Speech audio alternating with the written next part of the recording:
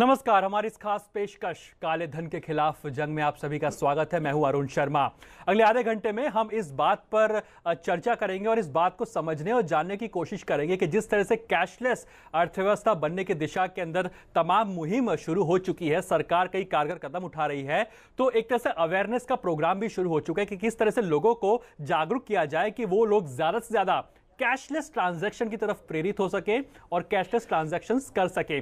और आज इसी कड़ी के अंदर हम समझने की कोशिश करेंगे कि आप जो भी पेमेंट्स ऑनलाइन करते हैं, आप जो भी पेमेंट्स कार्ड से स्वाइप करके जो पेमेंट्स करते हैं, वो कितना सिक्योर है। और अगर आप नहीं जानते कि कैसे ये सब होता है, तो आपको आसान भाषा में डेमोन्स्ट्रेशन के जरिए आपको बताने की कोशिश करेंगे इस अगले आधे घंटे के अंदर। लेकिन आपको आज के गेस्ट से हम रूबरू करा देते हैं। हमारे साथ आज इस शो में जुड़ रहे हैं सुनील कुलकर्णी, जो कि डिप्यूटी एमडी हैं ऑक्सीजन की, जो कि एक मोबाइल वॉलेट कंपनी मानी जाती है, एक ऑनलाइन कंपनी मानी जाती है। और यही आपको बताने की कोशिश करेंगे कि किस तरह से ऑनलाइन ट्रांजैक्शंस किए जा सकते हैं। लेकिन एक खास इंटरव्यू पे फोकस कर लेते हैं। जो national payments corporation of India है, उन्होंने डीडी न्यूज के साथ खास बातचीत में कहा है कि विमुद्रीकरण के बाद ज्यादा से ज्यादा लोग कैशलेस ट्रांजैक्शन की तरफ आगे बढ़ रहे हैं। एनपीसीआई के एमडी एपी होटा ने बताया कि देश में इस वक्त लगभग 14 लाख पीओएस मशीन्स हैं और जल्द ही ये मशीनें लगभग 70 लाख तक होने की उम्मीद जताई जा रही है। किस तरह का रिस्पांस देखने को मिल रहा है जब तक हम कैशलेस ट्रांजैक्शंस की अगर बात करें पोस्ट डीमोनेटाइजेशन? दो किस्म का कैशलेस ट्रांजैक्शंस, एक कार्ड का और एक मोबाइल का। कार्ड में हम देख रहे हैं कि 3 गुना ट्रांजैक्शंस बढ़ा हुआ है।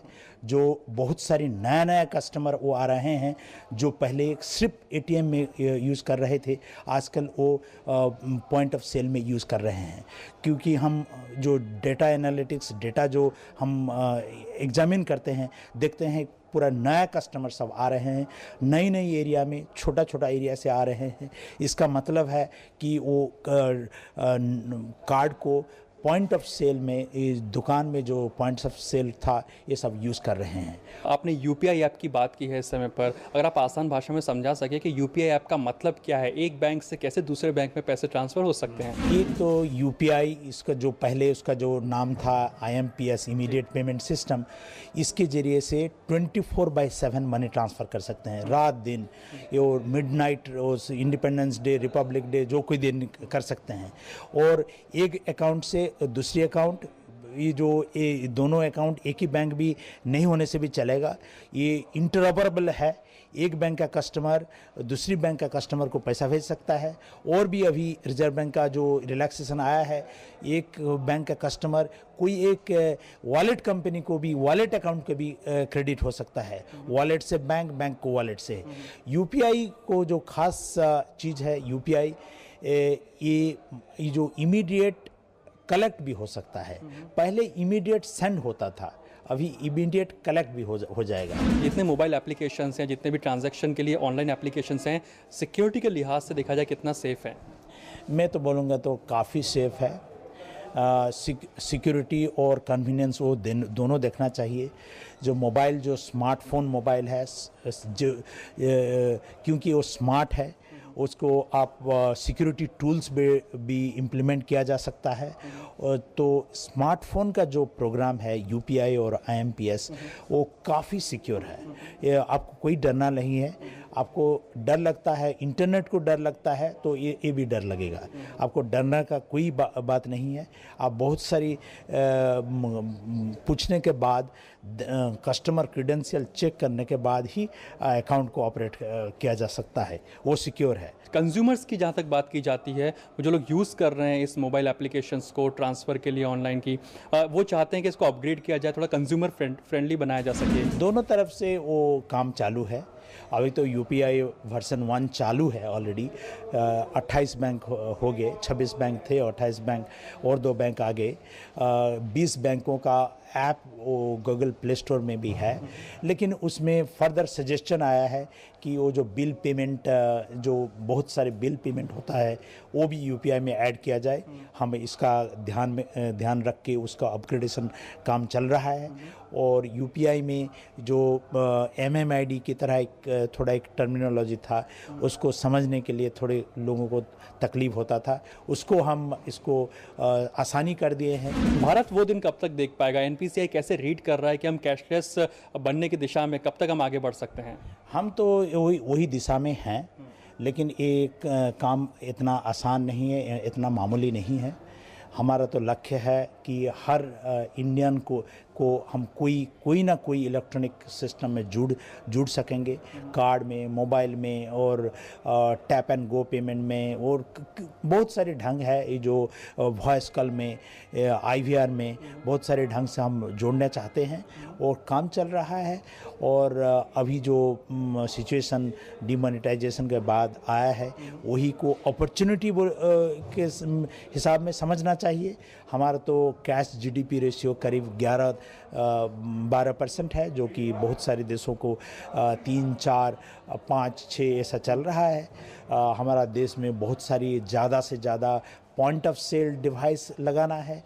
हमारा तो देश इतना बड़ा देश है, लेकिन सिर्फ 14 लाख टर्मिनल है, उसको करीब 70 लाख टर्मिनल होना चाहिए। और बैंक लोगों ने अभी कोशिश कर रहे हैं सभी कैसे कि मोबाइल फ़ोन को कैसे पॉस में चेंज किया जा सकता है, उसके लिए भी कोशिश जारी है। चलिए, तो साफ तौर पर कहते हुए एपी होटा साहब के 14 लाख के आसपास इस समय पर पॉइंट ऑफ सेलिंग मशीन यानी पीओएस मशीन्स हैं, और 70 लाख तक एक तरह से होनी चाहिए, क्योंकि 125 करोड़ की जो जनता है और उसमें 70 लाख कम से कम पीओएस मशीन चाहिए होंगी, ताकि ज़्यादा से ज़्यादा लोग कैशलेस ट्रांजैक्शन की तरफ आगे बढ़ सके। और इसी पर हम चर्चा करते हैं कि क्या कुछ आखिर होता है ये पॉइंट ऑफ सेलिंग ट्रांजैक्शन, और ये मशीन्स क्या कुछ होती हैं, इसको समझने की कोशिश करते हैं। हमारे साथ कुलकर्णी साहब मौजूद हैं।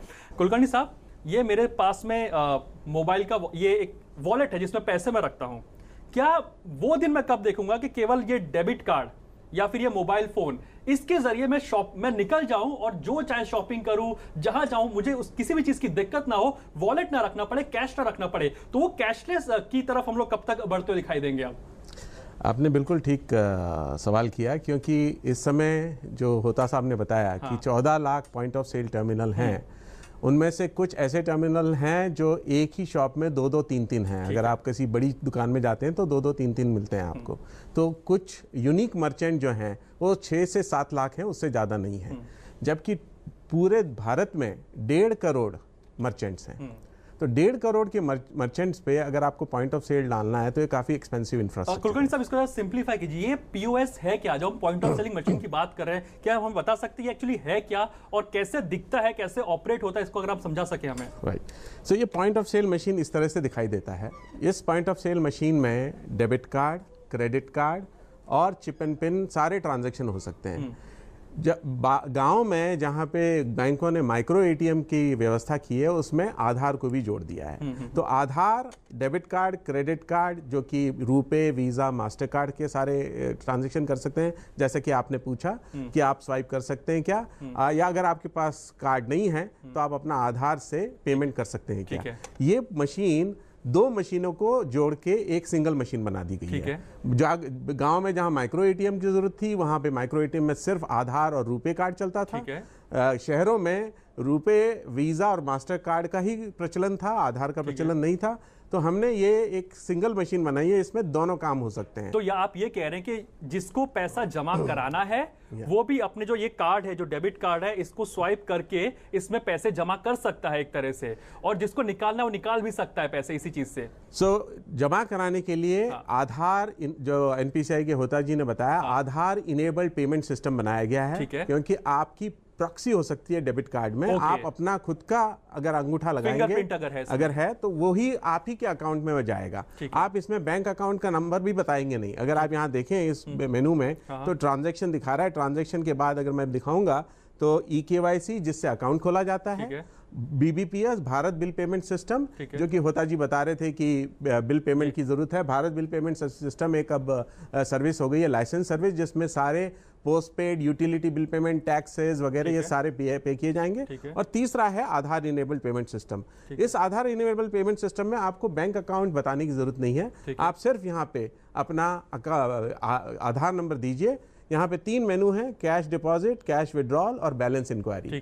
तो आप इस टर्मिनल के जरिए किसी भी बैंक का अपना अंगूठा लगा के, अगर उस अकाउंट में आपका पैसा, आपका आधार नंबर रजिस्टर्ड है, तो आप वहां पे पैसा डाल सकते हैं, आप वहां से पैसा निकाल सकते हैं और आप सारे पेमेंट्स कर सकते हैं। जैसे भारत बिल पेमेंट सिस्टम, अगर आपके पैसे आपके बैंक अकाउंट में ऑलरेडी पैसा है, तो आप अपना अंगूठा लगा के बिजली का बिल पे कर सकते हैं, अपने फोन का, DTH का, मोबाइल रिचार्ज सारा कर सकते हैं बिना कैश निकाले। तो ये लेस कैश के लिए सबसे अच्छा साधन है। ठीक है, एक और चीज, ये जिस तरह इंग्लिश लैंग्वेज में मैं इसको देख पा रहा हूं, ज्यादातर हमारा जो ये इक्विपमेंट्स हैं ये अंग्रेजी भाषा में है। हमारा जो टारगेट ऑडियंस अब रह जाता है वो गांव के लोग, जो जहां पे लोग हिंदी ज्यादातर जानते हैं, फिर रीजनल लैंग्वेजेस जानते हैं। क्या आपके जो डिवाइसेस है, ये जो हम पॉइंट ऑफ सेल डिवाइसेस की बात कर रहे हैं, क्या इसमें रीजनल लैंग्वेजेस का भी प्रावधान रखा गया है? तो इसके 2 तरह के माइक्रो एटीएम है। एक तो मैंने आपको जो दिखाया है, ये सारे बड़े मर्चेंट पे होंगे जहां पे कार्ड की भी जरूरत है, आधार की भी जरूरत है। लेकिन अगर आप सिर्फ मोबाइल लें, तो मोबाइल के साथ भी बायोमेट्रिक लगाया जा सकता है। और उस मोबाइल एप्लीकेशन पे हमने जो माइक्रो एटीएम बनाया है वो सारे मल्टीपल लैंग्वेज में अवेलेबल हो जाएगा धीरे धीरे करके, क्योंकि ये बहुत जरूरी है गांव के लिए कि अगर आप हिंदी, बंगाली, मराठी, इन सारी लैंग्वेजेस में आपको मर्चेंट को काम करना चाहिए और कस्टमर को भी समझ में आना चाहिए कि क्या हो रहा है। आपसे ये भी समझना चाहेंगे कुलकर्णी साहब, जैसे कि होटा साहब हमें बता रहे थे कि सिक्योरिटी के लिहाज से कहीं ब्रीच नहीं है। इंडिया में जब हम ऑनलाइन ट्रांजैक्शंस की बात करते हैं तो पहला सवाल ये होता है कितना सिक्योर है, कहीं पैसा यहाँ का वहां तो नहीं हो जाएगा। तो सिक्योरिटी के लिहाज से कितना एक्यूरेट है ये? इसमें सबसे बड़ी बात यह है कि ज्यादातर ट्रांजैक्शन या तो कहते हैं हम कार्ड प्रेजेंट ट्रांजैक्शन या कार्ड नॉट प्रेजेंट ट्रांजैक्शन, जो कि इंटरनेट पे करते हैं, यहाँ पे कार्ड नहीं होता, नहीं जरूरत होती है। आधार के जरिए इसको हम कहते हैं पर्सन प्रेजेंट ट्रांजैक्शन। तो ये पूरा आपने आधार का ये स्कैन लिया है, ये स्कैन इस टर्मिनल के जरिए आखिर तक UID तक पूरा इंक्रिप्टेड जाता है और कहीं पे भी ये आप डिक्रिप्ट नहीं कर सकते, इसलिए हमें भी नहीं पता चलता कि क्या जा रहा है। और इस वजह से ये पूरा एंड टू एंड एन्क्रिप्शन है और इससे ज्यादा सिक्योरिटी मेरे हिसाब से किसी भी टेक्नोलॉजी में नहीं है। उसी तरह जो कार्ड्स हैं, अब आपने जो कार्ड दिखाया है, ये वीजा जो मैं देख पा रहा हूं, ये वीजा कार्ड यहाँ पे कहता है, जो जनरली में देखने को मिलता है कि मास्टर कार्ड, वीजा कार्ड, इनमें डिफरेंशिएशन क्या होता है जो हम वीजा कार्ड यहाँ पे देख रहे हैं इन सब चीजों के अंदर? तो इसमें डिफरेंशिएशन पहले मैं आपको बताता हूँ सिक्योरिटी का, कि वीजा, मास्टर और रूपे इन सब लोगों ने चिप कार्ड लॉन्च कर दिए। अब देखिए यहाँ पे चिप है, यहाँ पे देख सकते हैं। ये चिप का ये है कि जब आप चिप डालते हैं तो हर एक बार एक नया सिक्योरिटी जाती है। और जैसे आपने देखा कि वो 30 लाख कार्ड जो ब्रीच हुए थे, उनमें से ज्यादातर मैग्नेटिक स्वाइप के होते थे। तो मैग्नेटिक स्वाइप में पॉसिबिलिटी रहती है कि बैकएंड पे कुछ उसका हो सके, लेकिन चिप कार्ड में क्लोन करना बहुत मुश्किल होता है। तो चिप कार्ड और आधार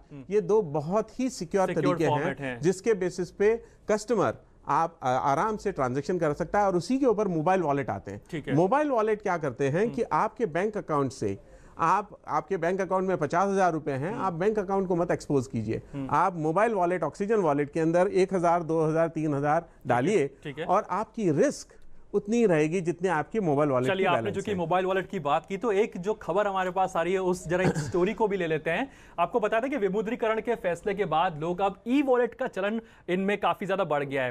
कैसे ये युवाओं की पसंद बन चुका है, भोपाल में जायजा लिया हमारे संवाददाता दीपक जैन ने। हमारे साथ एक यूथ का ग्रुप बैठा हुआ है। उस यूथ के ग्रुप के सभी के हाथ में यहाँ पर जो है हमें स्मार्टफोन्स नजर आ रहे हैं। इन लोगों से पूछते हैं कि क्या इन्होंने कभी जो ई वॉलेट्स हैं उनका इस्तेमाल किया है। आप बताएं, आपने कभी ई वॉलेट्स का इस्तेमाल किया? जी बिल्कुल, हम अभी देख सकते हैं आप, जैसे कि हम अभी कुछ हमें ऑनलाइन शॉपिंग करनी होती है तो हम ई वॉलेट का यूज़ करते हैं और काफ़ी उससे सुविधा होती है, हमें कोई कैश का झंझट नहीं रहता या खुल चेंज का झंझट नहीं रहता। और इसमें आगे चल के फीचर्स भी बहुत अच्छे हैं, मतलब सिक्योरिटी फीचर्स भी बहुत अच्छे हैं। ओके सचिन, मुझे ये बताइए ये किस तरीके का ऐप है और इससे आप कर क्या रहे हैं? ये जैसे पेटीएम ऐप है, इससे मुझे ट्रैक सूट मंगवाना था तो इजी टू यूज है। इसमें हम जैसे अब डायरेक्टली प्रोसीड टू पे करेंगे, ये 1700 कुछ का है। इसमें मुझे कैशबैक मिला 50%, मतलब 850 मुझे सीधा सीधा कैशबैक मिल जाएगा ऑन अकाउंट जब ये शिफ्ट हो जाएगा 24 आवर्स में। जैसे अब मैं इसको आगे करूंगा तो प्रोसीड टू पे, इजी टू यूज है। अपन ने सिलेक्ट किया प्रोडक्ट, प्रोसीड टू पे हुआ, उन्होंने डिलीवरी देखी कि अपन को कहाँ करना है। जैसे अभी कंप्लीट, मतलब ये प्रोसेस ले रहा है कंप्लीट योर पेमेंट, तो ये अभी मुझे ऑप्शन पूछेगा कि आपको कैसे करना है। जैसे अभी मेरे वॉलेट में 45 रुपीज है तो फर्स्टली डिडक्ट, ये पहले क्या करेगा 45 रुपीज वहां से मेरे वॉलेट से डिडक्ट करेगा। देन वो मुझसे पूछेगा कि आपका क्रेडिट कार्ड है, डेबिट कार्ड है या नेट बैंकिंग है, तो मैं उनको जैसे यूज करूंगा, जैसे सब कुछ है क्रेडिट कार्ड। इवन इन्होंने EMI फैसिलिटी भी दी हुई है, आप मंथली EMI पे कर सकते हैं, उनके जितने भी EMI होंगे उसके अकॉर्डिंग जो रेट के हिसाब से। अब जैसे मुझे नेट बैंकिंग यूज करनी है तो मैं नेट बैंकिंग में गया, जैसे मेरी SBI में नेट बैंकिंग है तो मैं SBI को सिलेक्ट करूंगा, पे नाउ करूंगा, इजी टू यूज है। अपना अकाउंट ईमेल आईडी और पासवर्ड डालूंगा और देन मैं उसको पे करूंगा।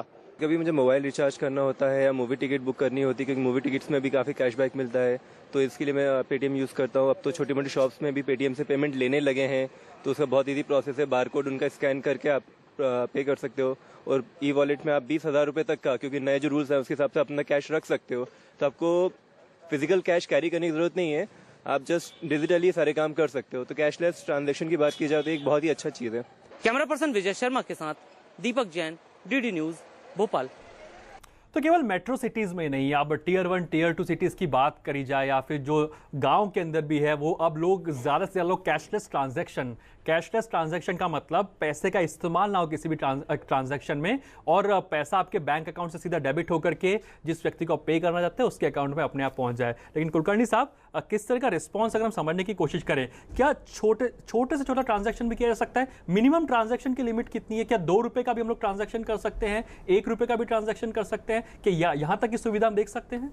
आप मिनिमम ट्रांजैक्शन लिमिट इसमें कोई नहीं है, आप 1 रुपए का ट्रांजैक्शन भी कर सकते हैं। यानी अगर मैं चॉकलेट खरीदता हूं 1 रुपए की किसी शॉपकीपर से और उसके पास कोई अगर मोबाइल वॉलेट है तो हम लोग 1 रुपए के ट्रांजैक्शन भी उसमें कर सकते हैं। लेकिन मैक्सिमम लिमिट शायद इसकी 20,000 रुपए है। वैसे ट्रांजैक्शन की लिमिट 20,000 रुपए है, लेकिन अभी RBI ने एक नया मर्चेंट वॉलेट निकाला है जिसके अंदर उन्होंने एक बैंक अकाउंट डिफाइन किया है कि अगर आप मर्चेंट अपना बैंक अकाउंट डिफाइन करता है तो उसमें 50,000 रुपए तक, सिर्फ उसी बैंक अकाउंट में 50,000 रुपए तक दिए जा सकते हैं। तो छोटे मर्चेंट, मीडियम साइज मर्चेंट के ऊपर इस पॉस की जरूरत नहीं है। वहां सीधा आप अपने मोबाइल वॉलेट डाउनलोड कीजिए, उसको या तो सिंपल मोबाइल वॉलेट का अकाउंट बनाइए या उसको मर्चेंट अकाउंट बनाइए। पहले वाले में 20,000 का ट्रांजैक्शन हो सकता है, दूसरे में 50,000 का ट्रांजैक्शन हो सकता है।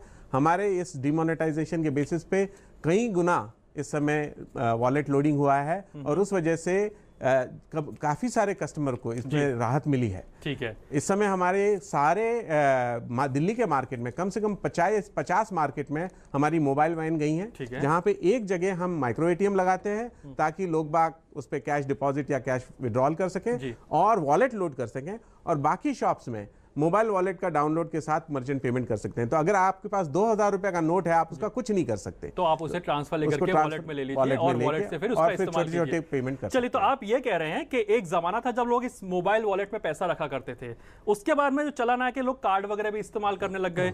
अब जो लेटेस्ट चलन है वो ये है कि मोबाइल के अंदर आप सब कुछ रख सकते हैं अपना कैश, और यहां से आप सारे ट्रांजैक्शंस कर सकते हैं और बेझिझक निकलिए बाहर घूमने के लिए, फिरने के लिए कैश रखने की जरूरत नहीं है। तो देश को उस दिशा में ले जाने के लिए काम किया जा रहा है जहां मोबाइल ही आपका वॉलेट हो, मोबाइल ही आपका बैंक बन जाए, उसी दिशा के अंदर सरकार यहां काम कर रही है। चलिए कुलकर्णी साहब, आप इस शो में आए और तमाम जो जानकारी इतनी बारीकी से समझाई, आपका बहुत बहुत शुक्रिया। Thank you. तो आज के इस अंक में यानी काले धन के खिलाफ जंग में इतना ही, और कैशलेस ट्रांजैक्शन को किस तरह से आसान बनाने के लिए सरकार काम कर रही है, इस पर आज हमने फोकस करने की कोशिश की। फिलहाल आज के इस अंक में इतना ही। आगे आप देखिए स्वच्छता बुलेटिन मेरी सहयोगी शैला के साथ।